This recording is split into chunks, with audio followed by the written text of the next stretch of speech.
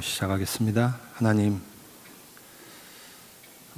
방금 찬양과 그리고 집사님의 기도를 들으면서 생각해 봅니다. 맞습니다. 하나님, 우리가 한 것은 아무것도 없습니다. 하나님께서 모든 것을 이루셨고 또 우리의 남은 생도 그렇게 하나님께서 이끌어 가실 것을 믿습니다. 이 시간에 하나님께서 이곳 가운데 함께해 주시고 전하는 자와 듣는 자 모두에게 은혜를 베풀어 주시옵소서. 예수님 이름으로 기도합니다. 아멘. 잘 지내셨습니까? 네. 방금 목사님 말씀하신 것처럼 영흥교회와 인연을 맺은 지가 거의 20년이 거의 이렇게 다가오네요. 정말 감사드립니다. 이렇게 제 혼자 한 것이 아니고 여러분들의 기도 덕분에 하나님께서 그 기도를 통해서 일하셨다고 그렇게 생각을 합니다. 얼마 전에 왔다 간 것 같은데 벌써 3년의 시간이 지났네요. 2년 전에 그 어머니께서 소천을 하셨는데 연세가 많으셨어요. 99이 되셨는데 평소에 매 우리 주씨는 오래 못 산다 그러셨는데 그렇게 오래 사셨어요. 요양원에 오랫동안 계셨죠. 걷질 못하셔서. 그러다가 갑자기 이제 소천을 하셨는데 그때 코로나 때문에 비행기가 없어가지고 제가 나오질 못했어요. 그래서 남은 형제들이 이렇게 장례를 치러드렸는데 아쉬운 것은 뭐 나중에 천국 가서 다 만날 것에 대한 기대가 있기 때문에 그것은 괜찮은데 어머니께 마지막 인사를 드리지 못한 것에 대해서 좀 아쉬운 마음이 있죠. 그래도 나중에 천국에서 다 만날 것을 또 마음으로 위안을 삼고 그렇게 인연을 보냈습니다. 그래서 이번에 어머니 모신 그 강원도 춘천에 그 안식원에 이렇게 좀 마침 때마침 또 사위도 나오고 그래서 같이 손주들과 함께 그것을 들렸던 기억이 납니다. 이번에 3년 만에 나와서 저희들이 이제 아시는 분은 아시겠지만 제가 심장이 안 좋아가지고 부정맥이 있었는데 그게 좀 그 증상이 좀 변화돼가지고 병원에 이제 예약을 했어요. 또 제 아내는 갑상선이 이렇게 오래돼서 6개월에 한 번씩 검사를 받으라 했는데 그걸 못해서 이제 예약을 하는데 병원에 의사가 없다고. 그래서 이 병원 문의하고 저 병원 문의하고 그러다 보니까 시간이 좀 많이 흘렀어요. 그래서 예약을 했는데 다시 또 그 예약하는 것도 한 2, 3주 뒤에야 겨우 이제 예약이 되고 또 갔더니 의사가 없어서 이것은 어떻게 조치를 못 취한다. 그래서 다른 병원으로 가라 그래서 다른 병원에 또 가서 이제 CT를 똑같이 다시 찍고 제 아내는 이제 그 갑상선이 혹이 4개인가 있다 그래가지고 조직 검사를 해야 되겠다 그래서 조직 검사를 하고 내일 이제 수요일 날 결과가 나오면 그 결과에 따라서 양성인지 음성인지에 대해서 그 조치를 취하겠다 했고 저는 이제 10일 날 이제 심장 검사 결과가 나옵니다. 그래서 여러분들 생각나실 때 건강을 위해서 기도해 주시길 부탁을 드리고요. 저희 그 베델 교회는 지금 우리 현지 목사님하고 저희들이 그 한 집에서 같이 살고 있어요. 제가 한 20년이 걸렸네요. 우리 현지인 한 분을 양육해서 교회 리더를 세우고 목사님을 세운 게 거의 한 20년 가까이 걸린 것 같아요. 학생 때부터 제가 양육을 해서 우리 교회 안에서 결혼을 하고 또 집사 직분을 받고 또 신학교를 가고 또 목사 안수를 받고 그래서 한 집에 저희들이 한번 말씀드린 적이 있는 것 같은데 저희들 그 살던 그 사택을 다 수리를 해가지고 그 목사님이 그 자녀분이 셋이에요. 그래서 그분에게 내드리고 저희들은 그 뒤쪽에 이제 칸을 하나 막아가지고 원룸을 만들어서 거기서 이제 그러니까 한 울타리 안에 같이 살고 있는 거죠. 같이 살고 있습니다. 아이들이 저희들 보고 이제 할아버지 할머니 그렇게 부르는데 참 감사한 일이죠. 오늘도 그 어떤 목사님을 만나서 이야기를 할 때 그 현지인들을 세워서 여러 가지 그 일어나는 그런 문제점들에 대해서 이야기를 나눴었는데 그래도 저희들이 좋은 분을 만나서 그렇게 좋은 리더를 세우고 또 그분이 교회를 이끌어갈 수 있도록 그렇게 하나님께서 은혜 베풀어 주신 것에 대해서 정말 감사하죠. 그래서 지금 남은 것들이 있는데 아까도 목사님하고 잠깐 말씀을 드렸지만 결국은 저희들이 그 한국교회도 최초의 선교사들이 들어와서 교회를 세우고 그것을 한국인들에게 이양을 해서 스스로 자립하고 자생하도록 만들지 않았습니까? 그것처럼 영혼교회를 통해서 하나님께서 그 교회를 지어 주셨잖아요. 그 건물을 짓고 그리고 지금까지 있단 말이죠. 그래서 어쨌든 그 현지인들에 의해서 현지인 목사님에 의해서 교회가 자립하고 자생을 해야 되는 그 단계까지 지금 왔어요. 그래서 많은 부분을 그 이양을 해드렸고, 그 남은 부분이 이제 그 교회를 등록을 해야 되는 부분이 있어서, 교회 등록을 하려면 현지인 이름으로 되어 있어야 이제 교회 등록이 가능하단 말이죠. 그런데 교회 등록을 하는 것에 있어서 이게 장단점이 있어요. 물론 그 지역 주민들이 저희들이 오래 그 구제 사역이나 뭐 여러 가지 활동을 해왔기 때문에 교회라는 것을 다 알아요. 알면서도 이제 신고를 하지 않는 것뿐이죠. 그러다 보니까 저희들이 뭐 이제 예배를 드릴 때 뭐 대문을 걸어 잠그고 그 안에 문도 걸어 잠그고 다 걸어 잠그고 이제 소리가 새어나지 못하도록 예배를 이제 드리고 있는데, 뭐 검열은 자주 나오지 않으니까 그런 장점은 있는데, 단점은 교회 등록을 하지 못하면 앞으로 교회가 자생하기가 어렵다는 거죠. 그래서 교회 등록을 해야 되는데, 교회 등록을 하면 문제가 뭐냐면 1년에 한 번씩 재등록을 다시 해야 돼요. 무조건 어떤 교회건 1년에 한 번씩 검열을 나와서 재등록을 하고, 그리고 이제 수시로 그 종교성이라 그러죠. 종교성에서 이제 검열을 나오는 그런 이제 단점들이 있죠. 또 교회를 등록을 하려면 200명 이상의 증인이 있어야 돼요. 그 도시에 살고 있는 그 도시의 그 뭐라 그러죠? 거주지 주소를 가지고 있는 사람이 200명이. 근데 사실 무슬림 땅에서 200명의 성도를 모은다는 게 사실 한 교회가 이게 거의 불가능한 일이거든요. 그래서 그런 어려움이 있어서 여러 경로를 알아봤더니 그 믿는 그 현지인 변호사가 계시는데, 그분을 통하면 일정 비용을 줘서 교회를 등록할 수도 있다라는 그런 정보를 듣고, 그 부분을 위해서 지금 교회를 위해서 지금 기도하고 있죠. 그래서 현지 목사님하고도 이야기를 해서 어차피 저희들이 이제 그 교회를 이양하게 되면 현지인들에 의해서 자립하고 자생을 해야 되기 때문에 반드시 필요한 과정이다. 이것은 반드시 필요한 과정이다. 제가 뭐 언제까지 그 교회를 붙들고 있으면서 그것을 이끌어갈 수 있는 부분이 아니기 때문에, 그렇게 하는 부분에 있어서 또 한 가지 걸림돌은 뭐냐면, 교회가 자립하고 자생을 하려면 재정 운영이 돼야 되잖아요. 근데 뭐 저희 교인들이 아시다시피 다 이렇게 형편들이 넉넉하지 않단 말이죠. 그래서 사실 그 헌금 부분에 있어서도 그 사람들에게 이제 오랫동안 공산주의, 그 옛날 구소련이죠. 공산주의 치하에 있고 또 무슬림 사상이 있다 보니까 이 헌금을 하고 남에게 내 돈을 내서 베푸는 그런 부분에 있어서 사실 그게 그 현지인들은 잘 납득을 못해요. 상대방이 나를 도와줘야 되는 것이 결국은 그것이 알라신으로부터 자기가 당신이 축복받는 거지, 나를 도와줌으로써 내가 축복받는 게 아니라는 그런 생각을 가지고 있단 말이죠. 그 사람들 사상 속에. 또 이제 70여 년 동안 공산주의 사상에 물들어 있다 보니까 이 받는 것들에 대해서 익숙해져 있지, 뭐 이렇게 주는 것, 특히 이제 종교를 새로 바꿔서 성경에 대해서 익숙하지 못한 분들에게 그 헌금을 이렇게 한다는 건 이게 참 쉽지 않단 말이죠. 그래서 그런 부분에 있어서도 그것을 납득시키고 이해하는데 몇 년이 걸렸어요. 그래서 지금은 이제 조금씩 헌금도 하고 교회 내 자체 청소도 하고 식사도 하고 이렇게 하는데, 교회가 그걸 가지고 현지 목사님의 사례비를 주기에는 뭐 턱도 없죠. 그래서 그 초창기에 제가 언어가 안 될 때 도와주셨던 그 통역사 고려인 분이 계신데, 그분 사역비하고 그다음에 현지인 목사님 사역비는 저희들이 이제 그것을 지금 드리고 있거든요. 그래서 그 재정 부분에 있어서도 우리 현지인들에 의해서 좀 독립이 돼야 되겠다. 그래야 교회가 완전히 자생을 하고 자립할 수 있겠다. 그런 이제 문제점들이 있습니다. 그래서 여러분들 생각나실 때 기도해 주시고요. 아까도 말씀드렸지만 이게 뭐 제가 거기 있었기 때문에 제가 혼자 한 것이 아니라 여러분들이 기도와 또 계속해서 근 20년 동안 도와주셨던 그 물질 때문에 교회가 지금까지 이렇게 자리 잡고 이제는 어느 정도 그 흔들리지 않을 정도로 교회가 뿌리를 내렸어요.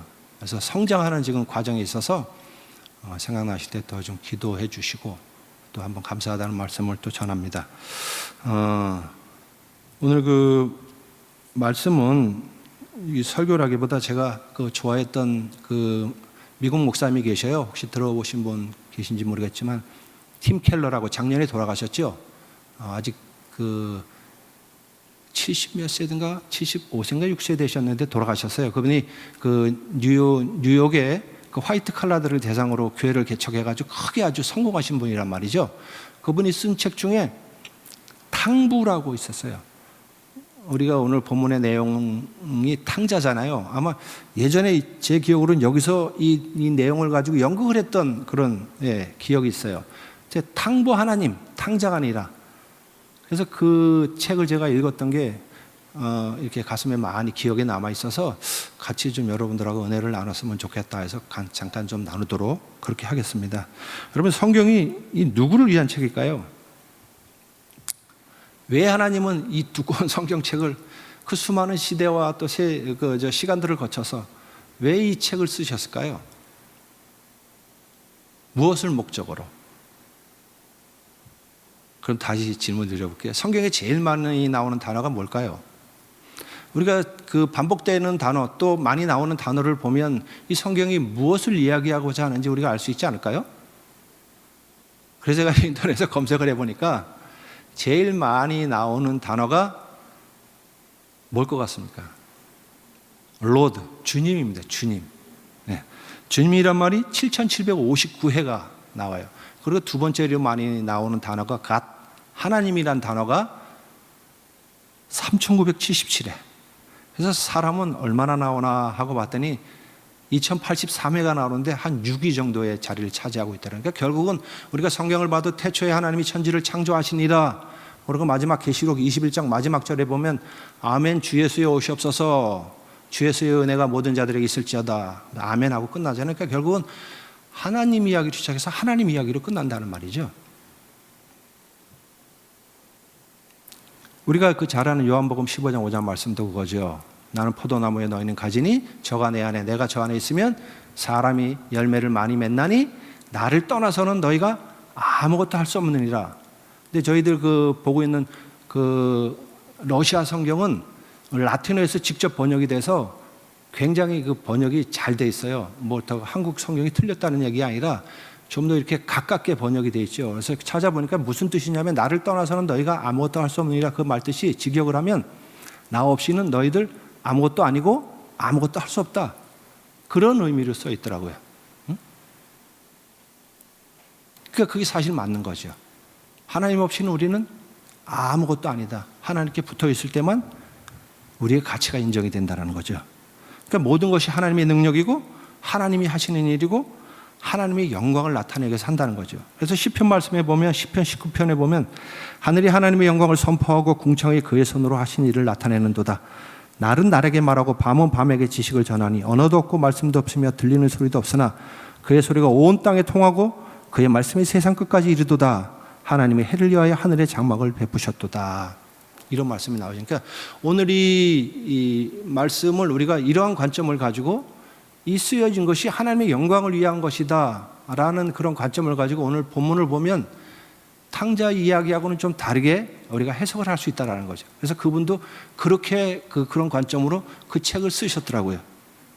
오늘 앞에 보면 두 가지 비유가 먼저 나오죠. 잃은 양의 비유와 그리고 드라크마 비유가 나와요. 그것을 찾는 주인의 마음을 거기다 적어놨죠. 그리고 이제 이게 세 번째예요. 그러면 그 지금 이 이야기를 듣는 대상이 누구냐? 세리와 죄인들 그리고 바리새인과 서기관들이란 말이죠. 그들을 향해서 예수님께서 지금 이 말씀을 하시고 계시는 거예요. 그리고 우리가 방금 읽었던 것처럼 그 본문 내용을 보면 세 명의 남자가 나와요. 한 아버지와 두 아들의 이야기. 그럼 제일 먼저 나오는 두 번째 아들 이야기를 볼까요? 어느 날 이 두 번째 아들이 아버지에게 이렇게 요구를 하죠. 아버지, 어차피 그건 내 것이 될 텐데 그 분깃을 내게 주소서. 그렇게 이야기해요. 이 지금 아들이 원하는 거는 단순하게 돈이 목적이 아니란 말이죠. 그러니까 아버지로부터 독립이에요. 그 간섭으로부터 벗어나고 싶다라는 거. 이제 내가 내 인생을 한번 멋지게 한번 살아볼 수도 있겠다라는 그런 생각이 들었다는 거죠. 그래서 아버지에게 그 분깃을 요구하는 거죠. 그런데 여기 보면 내게 주소서 이걸 보니까 이 명령법으로 써 있더라고요. 그러니까 단순하게 아버지에게 요청을 하는 게 아니에요. 아버지 좀 주시면 안 되겠습니까? 하는 것이 아니라 명령법으로 아버지에게 했단 말이죠. 그러니까 자기의 요구가 관철될 때까지 계속해서 끊임없이 지금 아버지에게 그 당연히 내게 돌아올 건데 그 빨리 주십시오. 이렇게 지금 하고 있다라는 거죠. 여러분 잘 아시겠지만 당시 사회적 관습으로는 이건 있을 수 없는 일이에요. 부모가 돌아가셔야만 그 유산을 받을 수 있단 말이죠. 그런데 부모가 멀쩡하게 살아계신데 재산을 요구한다는 건 이거는 어떻게 보면 사회적으로 이것은 매장당할 수밖에 없어요. 그 아버지가 아들을 죽지 않을 만큼 패서 내쫓아도 이것은 아무런 문제가 되지 않는다는 거죠. 그런데 보니까 아버지의 반응이 달랐어요. 그 아들에게 여기 보니까 12절 마지막 보니까 아버지가 그 살림을 각각 나누어 주었더라. 이게 그들에게 나누어 주었다 이렇게 돼 있어요. 그러니까 그들이면 누굴까요? 큰아들과 작은아들이죠. 그들에게 나누어 주었다 이렇게 돼 있어요. 그러니까 큰아들은 재산의 3분의 1을 받을 자격이 있고 작은아들은 3분의 1을 받을 자격이 있단 말이죠. 그러니까 큰아들한테 좀 더 돌아가는 거죠. 근데 그때 당시에 이 재산이라는 것은 지금처럼 뭐 카드를 가지거나 아니면 뭐 인터넷으로 뭐 인터넷 뱅킹 해가지고 계좌 이체를 해주고 그런 게 아니란 말이죠. 땅이란 말이죠. 가지고 있는 재산이란 게. 그럼 아버지가 자식들에게 그걸 나누기 위해서 땅을 팔았을 때 동네 사람들이 몰랐을까? 알았겠죠. 생각했겠죠. 아니 저 집에 도대체 무슨 일인데 왜 갑자기 그 많은 땅을 내놓고 팔려고 했을까? 아, 그 둘째 아들 녀석이 아버지한테 재산을 물려달라고 그랬대. 이런 모모 자식 이렇게 했죠. 그럼 세상에 가장 힘든 게 자식 농사라 그러잖아요. 이 얼마나 그 동네에 그때 당시에 이 집 이야기가 가십거리가 되었겠어요. 이 사람 저 사람 마을에 온통 마을이 소문이 돌았겠죠. 그 자식 농사 잘못 쳤구만. 어떻게 부모님이 멀쩡하게 살아계신데 그 재산을 달라고 요구해. 그것도 그 아버지는 그것을 줬어? 참 이해가 안 간다. 이런 소문이 돌았겠죠. 그런데 이 아들이 나가서 그것을 다 몽땅 써버리죠. 여러분 땅은 아버지가 가진 지혜예요. 그것이 힘이란 말이죠. 그런데 이 아들이 그걸 가지고 나가가지고 13절 14절 보니까 다 써버려서 궁핍해져 버렸어요. 궁핍해진 이유가 뭘까요? 첫 번째, 다 써버렸으니까 궁핍해졌겠죠. 또 하나가 이유가 있다면 뭘까요? 왜 궁핍해졌을까요? 저희가 사는 그 동네에 그 이스쿨이라는 곳이 있어요. 저희 동네에서 한 3시간 차를 타고 가면 세계에서 두 번째로 큰 그 자연 호수가 있어요. 거기에 이제 가라앉은 도시가 있고 거기서 보면 샘이 계속해서 밑에서부터 솟아 올라와요. 그 물이 흘러 넘쳐가지고 도시까지 들어오죠. 큰 강을 이루면서 흘러 들어온단 말이죠. 흘려보내도 계속해서 차고 넘치는 이유는 밑에서부터 샘이 솟아나기 때문이에요. 이 아들이 고갈되고 궁핍해진 이유는 두 가지죠. 하나는 다 써버렸기 때문에, 그리고 그것이 채워지지 않았기 때문에. 아버지 곁에 있을 때는 자기가 쓰고 싶은 대로 다 써도 아버지를 통해서 계속해서 채워졌단 말이죠. 그런데 아버지를 떠나니까 그 자기가 썼던 그런 것들이 공급이 끊어져 버리니까 궁핍해져 버렸단 말이죠. 근데 본문에 우리가 다 아는 것처럼 어떻게 다시 채워지죠? 아버지께로 돌아왔더니 다시 채워졌단 말이에요. 그러니까 우리 그리스도인의 삶의 원인은 간단해요. 하나님께 붙어 있으면 채워지는 거고 멀어지면 멀어질수록 궁핍해지는 거예요. 그건 간단한 원리죠. 성경이 그걸 이야기하지 않습니까? 그래서 예수님이 포도나무 비유를 그렇게 말씀하시는 거예요. 열매는 뿌리로부터 그 영양분을 공급받아서 맺어지는 거지 자기 스스로 그것을 맺어지는 게 아니란 말이죠. 그러니까 하나님을 떠나서는 아무것도 할 수 없다. 그렇게 이야기를 한다는 거죠. 두 번째 큰아들 보니까 작은아들이 돌아왔다는 이야기를 듣고 막 쉽게 얘기하면 이 성경 그렇게 우리가 잘 봐서 모르지만 광분을 하고 있어요. 막 미칠 듯이 그 얘기를 아들이 돌아왔대요. 그래? 근데 도대체 왜 이런 짓을 벌이느냐? 아, 그 아들을 위해서 잔치를 벌인답니다. 그래? 거기까지는 이해가 되죠. 그런데 송아지를 잡았답니다.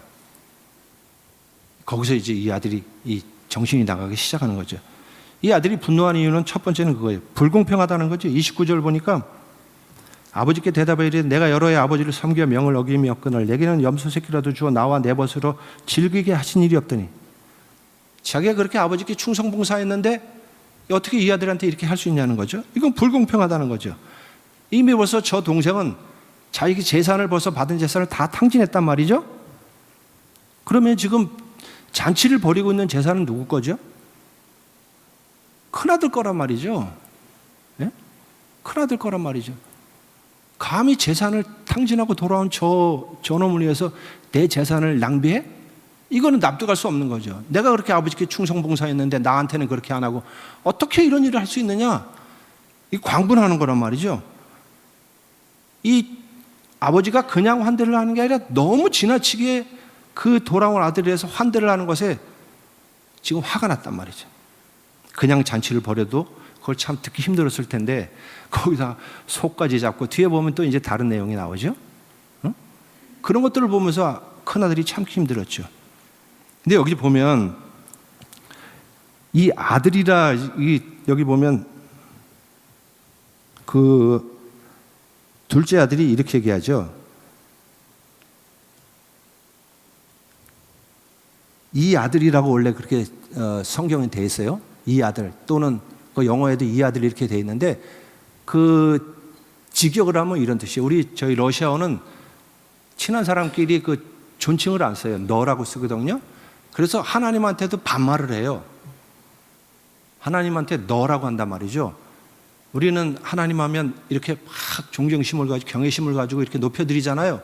근데 러시아는 안 그래요. 모든 찬양을 들으면 다 그렇습니다. 너라고 돼 있어요. 너. 그걸 좀 좋게 얘기하면 당신 이렇게 번역을 할 수 있겠죠. 찬양에도 그렇게 돼 있고 러시아 성경에도 그렇게 돼 있어요. 그러니까 이걸 직역을 하면 뭐 러시아어로 한다면 당신 아들 이렇게 되는 거죠. 내 동생이 아니고 당신의 둘째 아들이 아니고 당신 아들. 그러니까 그 책임을 누구한테 지금 돌리는 거예요? 아버지한테 지금 돌린단 말이죠. 그 분노를 지금 아버지한테 지금 쏟아내고 있는 거예요. 우리는 사실 이 큰아들의 입장을 우리는 성경을 읽으면서 이해를 하죠. 아, 그럴 수도 있겠다? 왜냐하면 우리는 돌아온 탕자가 아니라 하나님께 열심히 봉사하는 큰아들이라고 대부분 생각들을 많이 한단 말이죠. 그렇기 때문에 이 아들의 입장을 이해를 할 수 있어요. 그런데 잘못됐단 말이죠.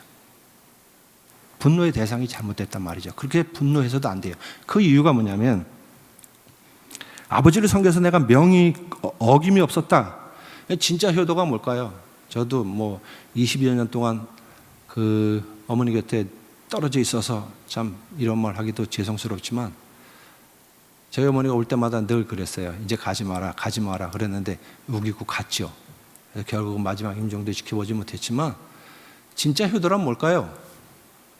부모님이 원하는 걸 해드리는 거죠. 부모님이 원하는 걸 해드리는 거예요.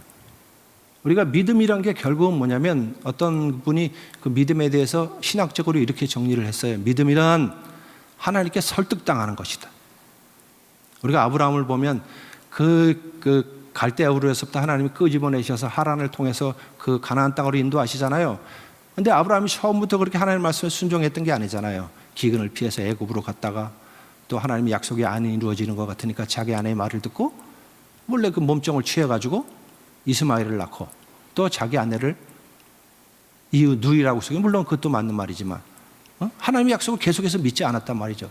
그것 때문에 하나님께서 13년 동안 침묵을 하시죠. 그러고 나서 13년 만에 나타나셔서 나는 전능한 하나님이다. 너는 내 앞에서 행하여 완전하라. 그 책망을 하신단 말이죠. 그러니까 그런 과정 계속해서 하나님은 아브라함을 설득시키는 거예요. 내가 이렇게 얘기했잖아. 내가 이렇게 약속했잖아. 이루어줄 거야. 반드시 이루어줄 거야. 나 좀 한번 믿어봐. 무슨 그 노래 뭐 오빠 한번 믿어봐. 그런 노래도 나오더만. 그죠? 나 한번 믿어봐라. 나 전능한 하나님이야. 내가 이루어줄게. 그렇게 계속 설득해 나가는 거죠. 그래서 결국은 우리가 아브라함을 믿음의 조상이라고 그렇게 부르죠. 처음부터 그렇게 된 게 아니란 말이에요. 우리의 믿음의 여정도 마찬가지죠. 안 될 것 같지만 하나님은 된다고 말씀하시고 하지 말라고 하시고 때로는 하라고 하시고 그래서 주님 말씀이면 내가 나아가리라. 주님 말씀하시면 또 내가 멈춰서리다. 그러니까 하나님 말씀에 계속해서 설득당하는 게 결국은 믿음이다. 그러니까 믿음이 좋다라고 하는 것은 내가 하나님 말씀에 그만큼 내 자신의 생각을 내려놓고 하나님 말씀에 설득당해 나가는 것이다. 얼만큼 우리가 잘 설득을 당하느냐에 따라서 우리의 믿음이 멈출 수도 있고 나아갈 수도 있다. 그런 거죠. 그러니까 아들은 몰랐어요. 처음부터 자기 동생이 그렇게 아버지에게 요구했을 때 얘야 그것은 잘못된 요구야. 얘기를 해줬어야죠. 너 부모에게 그렇게 하면 안 돼.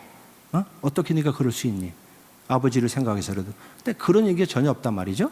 의도적으로 안 하셨을 것 같아요, 아마 예수님께서. 또 뒤에 보면 아버지는 그 아들을 단번에 알아본단 말이죠. 그러면 이 아버지는 어땠다는 거예요? 매일매일 그 아들 나가서 기다렸다는 거잖아요. 그러면 자기가 찾아 나섰어야죠, 형이라면. 그런데 그렇게 하지 않았다는 거예요. 오로지 열심히 일해서 이제 내 재산이니 그동안도 열심히 했지만 더 열심히 해서 재산을 늘려야지. 아버지의 마음 따위는 관심이 없어요.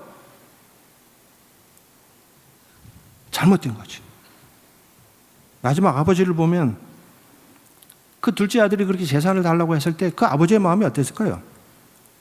이해를 시켰겠죠. 얘야 그렇게 하면 안 돼. 근데 안 듣지요. 계속해서. 그 아버지는 끝내 그 요구를 들어주었죠. 근데 이거 사실 재산을 잃어버리는 거는 이 아버지에게는 별 문제가 되지 않아요. 왜냐하면 어차피 자식들에게 물려줘야 될 거니까. 근데 이 마음에 상처가 되는 일이잖아요. 내가 아직 죽지도 않았는데 이 애써 키운 아들이 자기 마음에 상처를 주고 있단 말이죠. 이거 안 줘도 상관이 없어요. 그리고 아버지는 알았어요. 내가 이 재산을 이 아들에게 줬을 때 이 녀석이 틀림없이 이것을 똑바로 쓰지 못하고 분명히 탕진할 것이다 라는 걸 알고 있었단 말이죠. 그런데도 줬단 말이죠. 여러분, 이런 비슷한 이야기가 그 사사기에 나오죠. 이스라엘 백성들이 그 사무엘에게 이렇게 요구를 하죠. 우리에게도 왕을 주라. 사무엘상 8장에 보니까 우리에게 왕을 주어 우리를 다스리게 하라 했을 때 사무엘이 그것을 기뻐하지 아니하여 여호와께 기도하며 여호와께서 사무엘에게 이르시되 백성이 내게 한 말을 다 들으라. 이는 그들이 너를 버림이 아니요 나를 버려 자기들의 왕이 되지 못하게 함이니라. 내가 그들을 애굽에서 인도해 낸 날부터 오늘까지 그들이 모든 행사로 나를 버리고 다른 신들을 섬긴 같이 내게도 그러하는도다. 하나님이 그들의 결과가, 선택의 결과가 어떨 것이라는 것을 뻔히 아셨잖아요. 결국은 어떻게 되죠? 나라가 두동강이 나죠. 그래서 결국은 북이 망하고 남이 망하고 포로로 끌려가고 죽어가고 성전은 다 허물어지고 그런 고초를 겪는단 말이에요.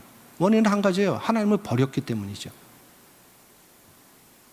하나님께서 그 애굽 백성들, 이스라엘 백성들 애굽에서 끄집어낼 때 우리가 잘 아는 것처럼 홍해를 가르셔서 마른 땅으로 걸리게 하셨어요. 40년 동안 의복이 해지지 않았잖아요. 만나 매출하기를 통해서 하나님께서 먹이시고 입히시고 그 온갖 그 불뱀으로부터 온갖 위험으로부터 그들을 지키셨단 말이죠. 그리고 수많은 기적과 이적을 통해서 했어요. 여러분, 이스라엘 백성들은 그때 뭐 제대로 된 그 훈련을 받은 병사 훈련을 받은 사람이 없었어요. 그냥 오합지졸이었죠. 그런 사람들을 데리고 하나님께서 직접 전쟁을 치르셨단 말이죠.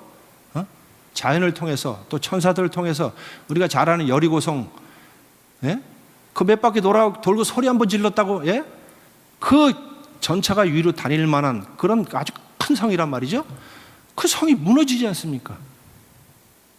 하나님이 하시는 거란 말이에요. 자기들이 한 거라고는 아무것도 없어요, 사실. 그러니까 이스라엘 백성들에게 가나안 땅은 불로소득이에요. 하나님이 거저 주신 거라면 자기들이 뭐 노력해서 얻은 게 아니란 말이에요. 그런데도 어떻게 해요? 계속 불평하죠. 반항하고 하나님 마음 아프게 하고. 그래서 결국은 금방 들어갈 걸 40년을 광야에서 뺑뺑뺑뺑 돌다가 들어가지 않습니까? 그러고는 그것도 모자라서 하나님이 이제 좀 해보겠다 했더니 우리 하나님 필요 없습니다. 이제 우리 다 있어요. 하나님 없이도 우리 살 수 있을 것 같아요. 우리에게도 왕을 주세요. 이랬단 말이죠. 하나님 그걸 단순하게 왕을 요구한 거로 생각하지 않으시고 너희들이 나를 버리는구나 이렇게 생각하셨다는 거죠. 20절을 보면 아버지의 그 행동이 좀 특이하게 나타나요. 첫 번째 보니까 아직 거리가 먼데 아버지가 그를 보고, 어떤 거짓거리대에서 돌아온 그 아들을 어떻게 아버지는, 그 시력이 나쁜 아버지가 그 노인이 어떻게 그 아들을 알아볼 수 있었을까요? 매일매일 나가서 기다렸겠죠. 동구 밖에서 이제나 저저 이놈이 굶지는 않았는지, 어디 가서 얼어 죽지는 않았는지. 그러다가 자기 아들의 형체를 보고 단번에 알아봤단 말이죠.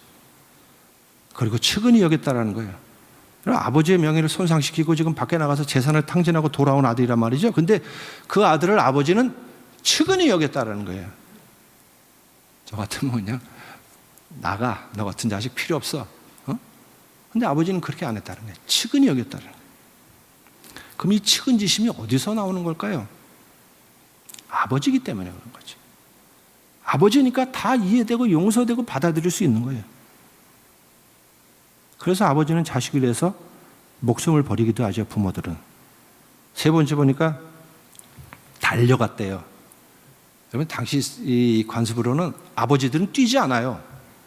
우리 속담에도 뭐 양반은 비가 와도 뭐 뛰지 않는다 그런 말 있죠? 아버지는 뛰는 게 아니에요. 그건 자기 명예에 손상을 입히는 일이란 말이죠.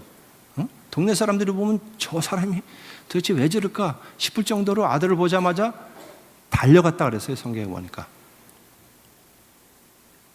이게 지금 금이 환영하고 돌아오는 길이 아니란 말이죠. 그냥 가까이 오면 안아줘도 아무 상관없어요. 왔니 하고 받아들여 상관없어요. 근데 그렇게 하지 않았다는 거지. 그리고는 정말 더 이해할 수 없는 말을 하죠. 22절, 24절을 보니까 이제 살찐 송아지를 아버지는 종들에게 이르되 제일 좋은 옷을 꺼내다 입히고 손에 가락지를 끼우고 발에 신을 신기라. 그리고 살찐 송아지를 끌어다가 잡으라. 우리가 먹고 즐기자. 이게 말이 되는 상황이라고 생각을 하십니까? 이건 말이 안 되는 거죠. 당시의 옷은 그 사람이 가진 신분을 나타내는 거예요. 어떤 신분을 가지느냐에 따라서 그 옷이 달라져요. 예? 왕은 왕의 옷을 입죠. 종은 종의 옷을 입는단 말이죠. 그 옷을 다시 입혔다는 것은 아들로서의 지위를 다시 회복시켜 주셨다는 거예요. 그래서 이 아들은 돌아올 때 그러잖아요. 내가 품꾼 중 하나만 돼도 좋겠다.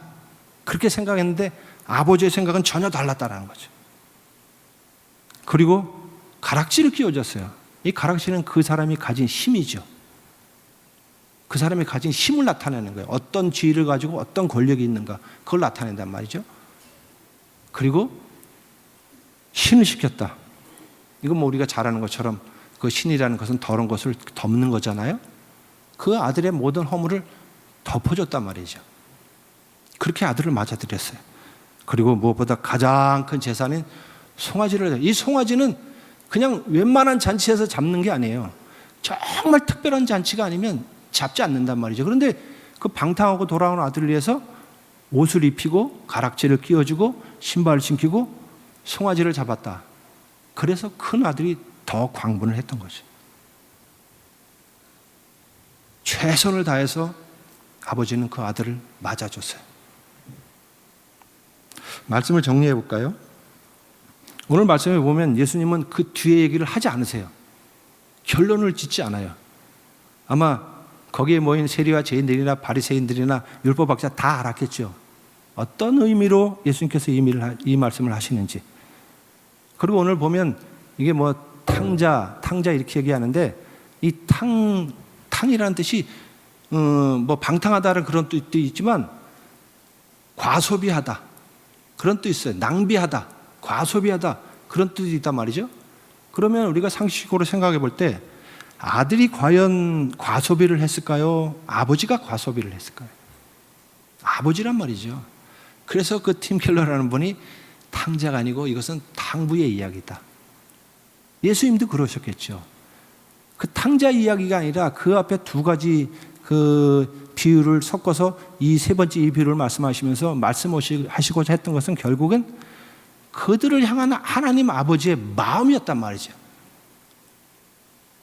어떻게 당신들을 하나님께서 대하시는지에 대해서 그것을 비유로 설명을 하셨단 말이죠. 우리가 그 뒤에 어떤 삶을 살아야 되는지는 뭐 제가 굳이 말씀을 안 드려도 여러분들 다 아시겠죠. 끝으로 이사야 말씀 한번 볼까요? 이사야서 53장 4절 6절 보면 그는 실로 우리의 질고를 지고 우리의 슬픔을 당하였거늘 우리는 생각하기를 그는 징벌을 받아 하나님께 맞으며 고난을 당한다 하였노라. 그가 찔림은 우리의 허물 때문이요 그가 상함은 우리의 죄악 때문이라. 그가 징계를 받음으로 우리는 평안을 누리고 그가 채찍에 맞음으로 우리는 나음을 받았도다. 우리는 다 양 같아서 그릇 행하여 각기 제 길로 갔거늘 여호와께서는 우리 모두의 죄악을 그에게 담당시키셨도다. 예수님의 십자가는 마치 그 방탕하다 돌아온 그 아들을 향해서 최선의 것으로 최고의 대접을 해서 그 아들을 맞아주었던 그런 하나님의 마음을 십자가를 통해서 우리 가운데 나타내 주시는 거죠. 그리고 오직 예수 그리스도의 은혜만 우리를 만족시킬 수 있어요. 그리고 오직 예수 그리스도의 은혜로만 우리가 구원을 받을 수 있어요. 그리고 오직 예수 그리스도를 통해서만 우리의 죄와 허물이 용서가 된다는 거지. 우리 속담에 뭐로 가도 서울만 가면 된다. 서울은 갈 수 있겠죠. 뭐 전철을 타든지 버스를 타든지 걸어가든지 뭐. 근데 성경은 분명히 이야기하잖아. 예수 그리스도 외에는 다른 구원의 길이 없다. 에? 없어요.